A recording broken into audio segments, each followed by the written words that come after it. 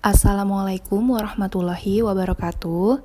Pada kesempatan kali ini, saya Reza Tamafaya dengan NIM 1913287 dan rekan saya Nurul Ashifa dengan NIM 1913273 akan menyampaikan materi mengenai musyawarah. Adapun materi musyawarah yang akan disampaikan terbagi menjadi 6 bagian.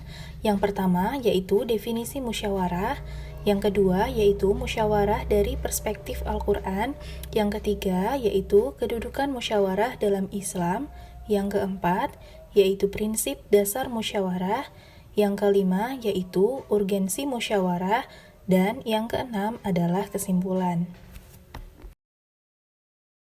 Kita akan memasuki materi yang pertama, yaitu definisi musyawarah.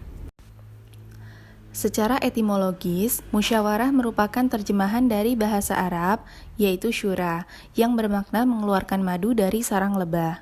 Musyawarah, dalam konteks terminologisnya, terjadi perbedaan pandangan dalam mendefinisikannya. Lewis mengatakan, syura adalah majelis yang dibentuk untuk memperdengarkan saran dan ide sebagaimana mestinya.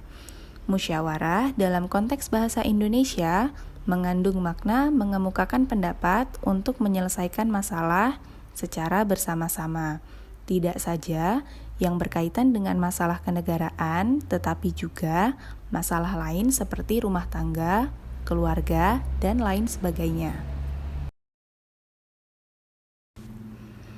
Lalu, materi yang kedua yaitu musyawarah dari perspektif Al-Quran.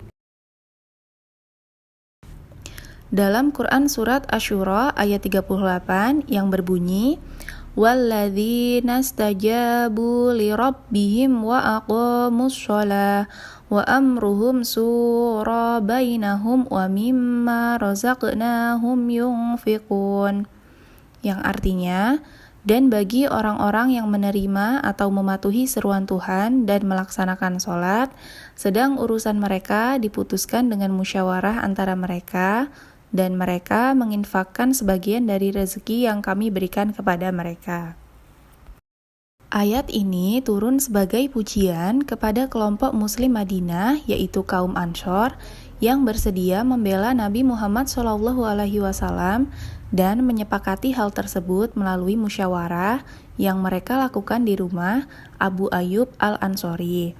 Walaupun demikian, ayat tersebut berlaku umum terhadap setiap kelompok masyarakat yang melakukan musyawarah. Selanjutnya, dalam Quran Surat Al-Baqarah ayat 233 yang berbunyi, وَالْوَالِدَاتُ يُرْضِعْنَ أَوْلَادَهُنَّ حَوْلَيْنِ كَامِلَيْنِ لِمَنْ أَرَادَ أَنْ يُتِمَّ الرَّضَاعَةَ وَعَلَى الْمَوْلُودِ لَهُ رِزْقُهُنَّ وَكِسْوَتُهُنَّ بِالْمَعْرُوفِ لَا تُكَلَّفُ نَفْسٌ إِلَّا وُسْعَهَا لا تضار والدة بولدها ولا مولود له بولده وعلى الوارث مثل ذلك فإن أراد قصالا عن تراد منهما وتشاور فلا جناح عليهما وَإِنْ أَرَدْتُمْ أَنْ تَسْتَرْضِعُوا أَوْلَادَكُمْ فَلَا جُنَاحَ عَلَيْكُمْ إِذَا سَلَّمْتُمْ مَا آتَيْتُمْ بِالْمَعْرُوفِ وَاتَّقُوا اللَّهَ وَاعْلَمُوا أَنَّ اللَّهَ بِمَا تَعْمَلُونَ بَصِيرٌ. Artinya, ibu-ibu hendaklah menyusui anak-anaknya selama 2 tahun penuh. Bagi yang ingin menyempurnakan penyusuan, kewajiban ayah menanggung makan dan pakaian mereka dengan cara yang patut. Seseorang tidak dibebani kecuali sesuai dengan kemampuannya. Janganlah seorang ibu dibuat menderita karena anaknya, dan jangan pula ayahnya dibuat menderita karena anaknya. Ahli waris pun seperti itu pula. Apabila keduanya ingin menyapi sebelum 2 tahun, berdasarkan persetujuan dan musyawarah antara keduanya, tidak ada dosa atas keduanya. Apabila kamu ingin menyusukan anakmu kepada orang lain, tidak ada dosa bagimu jika kamu memberikan pembayaran dengan cara yang patut. Bertakwalah kepada Allah dan ketahuilah bahwa sesungguhnya Allah Maha melihat apa yang kamu kerjakan. Ayat ini menjelaskan bagaimana seharusnya hubungan suami istri sebagai mitra dalam rumah tangga saat mengambil keputusan yang berkaitan dengan rumah tangga dan anak-anak seperti menyusui anak. Lebih jauh dapat dipahami bahwa Al-Quran memberi petunjuk agar persoalan-persoalan yang berkaitan dengan rumah tangga, misalnya pendidikan anak, serta perencanaan mereka ke depan harus dimusyawarahkan oleh suami istri.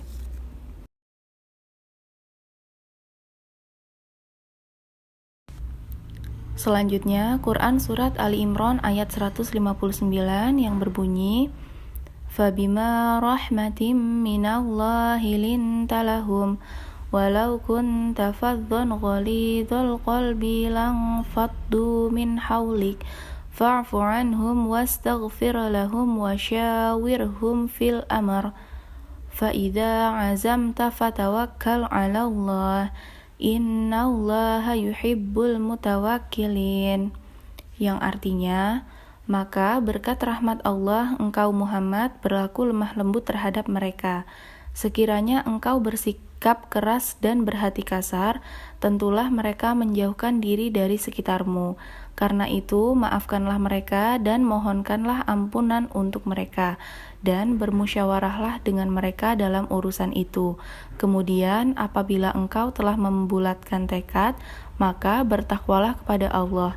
Sungguh Allah mencintai orang yang bertawakal. Ayat ini diturunkan sesudah perang Uhud. Ketika itu, sebagian dari sahabat ada yang melanggar perintah Nabi, yakni meninggalkan pos-pos penjagaan mereka yang telah ditentukan disebabkan tergiur dengan ganimah atau harta rampasan perang yang ditinggalkan kafir Quraisy. Akibatnya, pasukan tentara Islam yang sebenarnya dapat memenangkan pertempuran dapat dipukul mundur oleh musuh, dan akhirnya kaum Quraisy dapat mengalahkan orang-orang Islam. Bahkan Rasulullah sendiri mengalami luka-luka. Meskipun demikian, Nabi tetap sabar dalam menghadapi musibah tersebut, bersikap lemah lembut dan tidak mencela kesalahan para sahabatnya, serta tetap bermusyawarah dengan sahabat. Materi yang ketiga yaitu kedudukan musyawarah dalam Islam.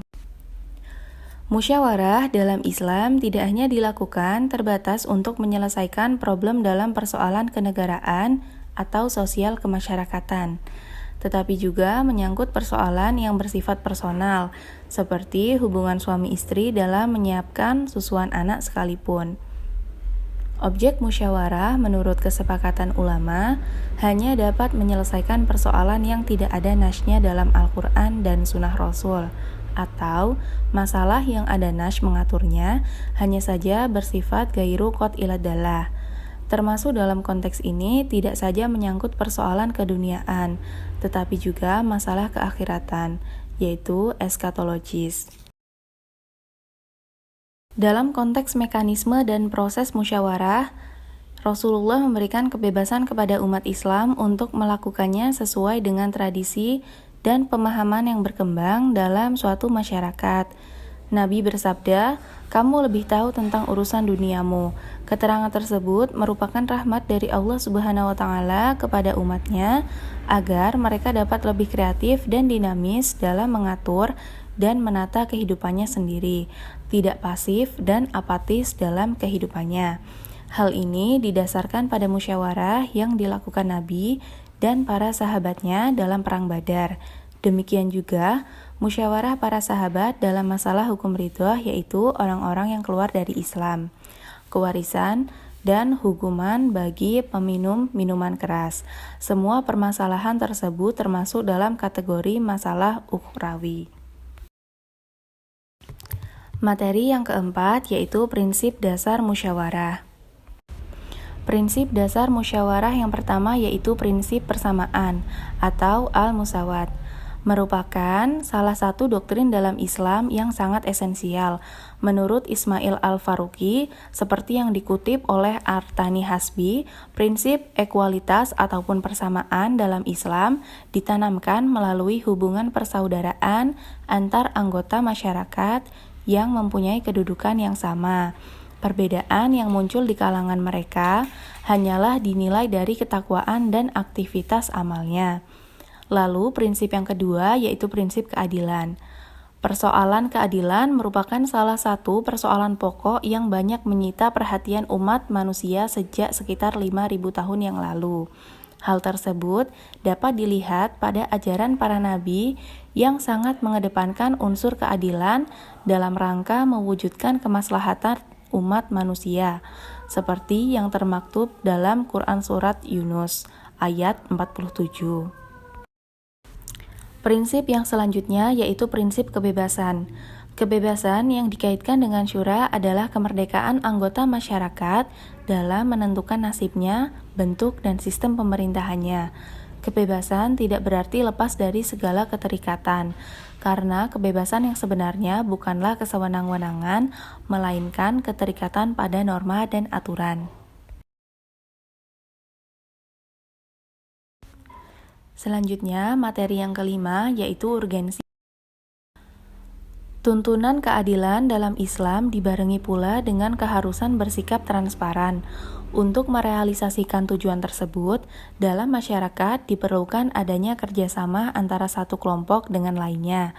Tanpa adanya kerjasama dan saling pengertian antar sesama warga masyarakat, maka musyawarah tidak akan pernah tercapai. Perbedaan yang timbul dalam masyarakat adalah suatu hal yang alamiah.